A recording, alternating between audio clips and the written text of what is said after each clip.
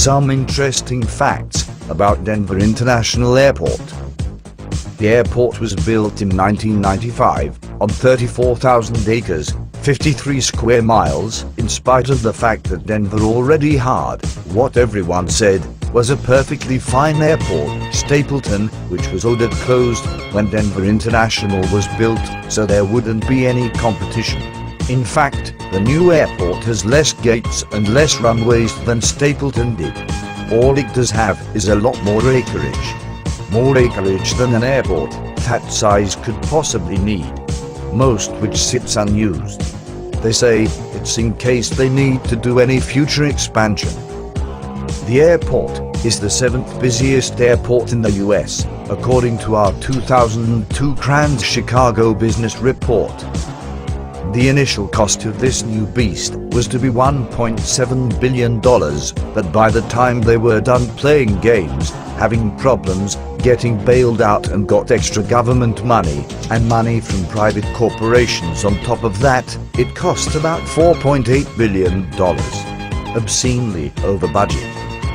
Words used to describe the airport were buried in technical problems, poor project management, overwhelming complexity, and America's most inconvenient airport.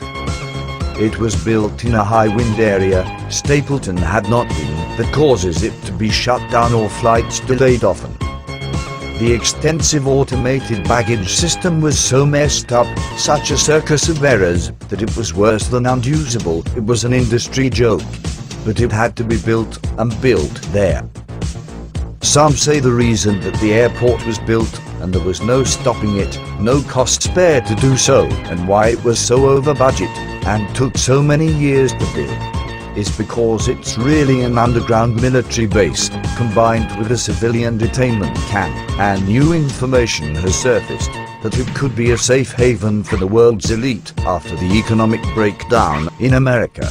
Even though the area is basically flat, the expense and time that was taken to extensively lower some areas and raise others. They moved 110 million cubic yards of earth around. This is about 1/3 of the amount of earth they moved when they dug out the Panama Canal. The airport has a fiber optic communications core made of 5,300 miles of cable. That's longer than the Nile River. That's from New York City to Buenos Aires, Argentina. The airport also has 11,365 miles of copper cable communications network. The fueling system can pump 1,000 gallons of jet fuel per minute through a 28-mile network of pipes. There are 6 fuel hold tanks that each hold 2.73 million gallons of jet fuel. This is somewhere in the no one will ever need this much range.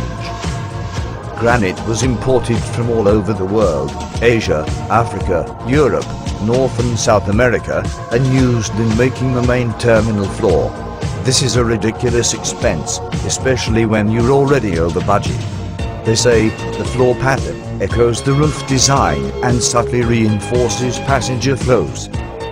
The huge main terminal is Jeppesen Terminal, named after Alfred Jeppesen, who was the first person to create maps specifically for aviation. The company is still in business today.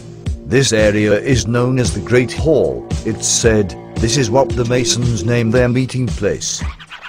It is 900 feet by 210 feet. This is over 1.5 million square feet of space. All told, there is over 6 million square feet of public space at the airport. The airport brags that they have room to build another terminal and 2 more concourses and could serve 100 million passengers a year. The airport flew 36 million in 2001. The entire roof of the airport is made of 15 acres of Teflon-coated woven fiberglass. The same material is on the inside as a layer, also. The place looks like a bizarre scene out of the movie Dune, comprised of huge, spiked tent-like structures. The material reflects 90% of the sunlight and doesn't conduct heat, so you can't see into the place with radar or see heat signatures. The only way to get to the other two concourses or terminals from the Great Hall, or vice versa, is by the airport's train system.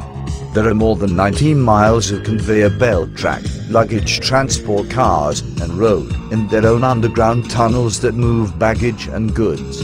They're so huge you can drive trucks through them, and some remain unused.